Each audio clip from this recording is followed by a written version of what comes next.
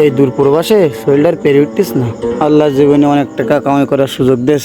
এবার বাড়ি ঘরে গিয়ে ভালো একটা ডাক্তার দেখাতে হবে। মাজায় ব্যথা, বুকি ব্যথা, পায়ে ব্যথা। বাড়ি গিয়ে ভাইডার নে একটা ব্যবসা বাণিজ্য ল্যান্ড করতে হবে। এবার পাওয়া যাচ্ছে না। কল দলে কেন আর অসময় আবার। হ্যালো ভাই। হ্যাঁ হ্যালো। হ্যালো ভাই, শুনতে পাচ্ছ? হ্যাঁ বল।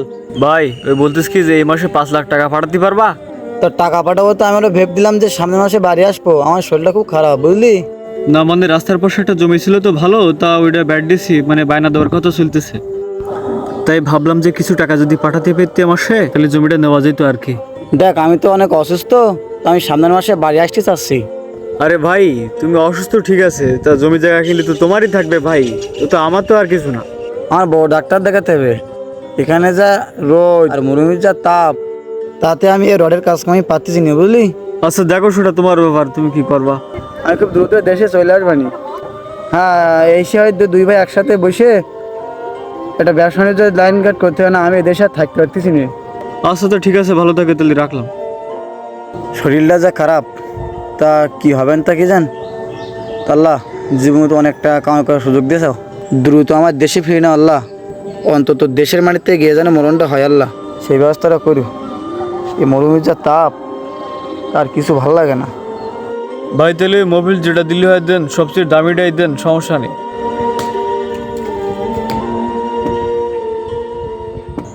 আরে ধের ভাইয়ের অসুস্থ হওয়ার সময় পেল না, মনে করলাম ফ্রিজারটা ছোট সালাদ দে, একটা রয়্যাল এনফিল্ড আসবো, তা আর হইলো না। ধের সব ভালো লাগে না। উকিল সাহেব মনে করলাম জমি আরো 5 বিঘে ব্যাটেলাম, ওটাও নেবো, কিন্তু সে ভাই বাড়ি এসেছে তো সে আর হচ্ছে না। তো যত দ্রুত সম্ভব এই রাস্তার পাশের এই জমিটা আমার নামে কই দেন।